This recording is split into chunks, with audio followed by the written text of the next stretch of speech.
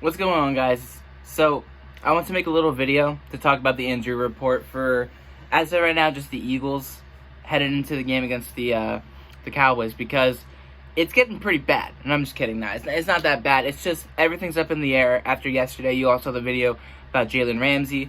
Marcus Peters, a former Rams cornerback, got traded to the Ravens. So the Eagles are really, as far as those two talents, out of luck with who they should get in a trade. Now, of course, there's Chris Harris Jr., and there are the talks about Von Miller as a pass rusher being traded to Philly, which I wouldn't mind getting both of those guys. Definitely a big improvement. But as we all know, Jalen Mills was activated onto a 21 practice day list, whatever that means. Essentially, until within this 21-day window, once they feel he's ready to go, they'll activate him, take him off the PUP list officially, and let him play. But if not, then that 21-day window will just keep going, really, until he's ready to be activated or deactivated off the PUP list. It's a lot of weird stuff that I'm still learning, because it's weird, the whole PUP list stuff and injury stuff. Regardless, Jalen Mills is practicing again. He's on the true road to returning back into playing a game, and they're saying he's day-to-day, as well as Ronald Darby. But the biggest blunder, in my opinion, with this entire thing, Deshaun Jackson is not going to play Week 7.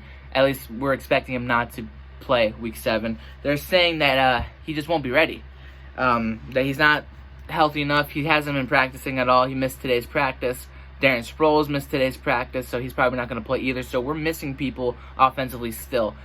But on that topic of missing people offensively, the Cowboys are still missing Amari Cooper, and Randall Cobb is day-to-day as well. So they're missing two wide receivers right there. And then I remember watching the Jets game against the Cowboys on Sunday. They lost a couple of corners, and they already are out of two of their best tackles on the offensive line. So both these two teams, with their struggles, they have one thing in common, is that injuries have been destroying them all season.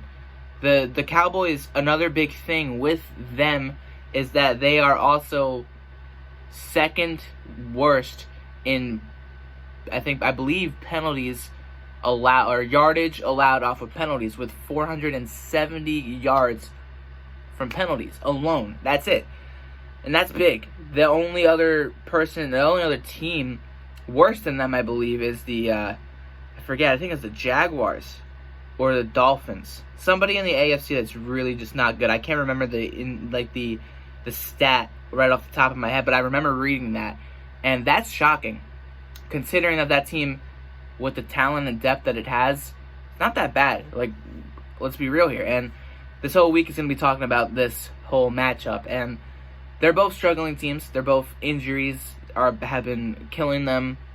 I mean, the Cowboys are on a really big cold streak, where the Eagles, we just got off of a hot streak, and now we're back on a cold streak, but not as bad as the Cowboys. We lost to an at least formidable team, an actual team that's not only 4-2, but actually has playoff aspirations, that they're actually looking to be in that race. They're one game behind the Packers, a team that the Eagles, yes, have beaten, and the Vikings have lost to. It's weird how the NFL works like that, and the Cowboys lost to the Packers and to the Jets, and that's the reason why the Eagles, if the playoffs were to start, they're in the playoffs, because the Eagles have beaten the Jets and Packers, and the Cowboys have lost to the Jets and Packers. So if the Eagles just win one game, split the series with the Cowboys, they'll beat them if they both tie at like 10-6, 11-5, or not 11-5, 10-6, 9-7, and those two are, tied for first. The Eagles will win because they've beaten the Packers and Jets, common enemies. But then that whole entire record in general will go against either team. So the Eagles really do need to step it up and hope that the injured can get healthy. But overall, these two teams have issues. They have injuries.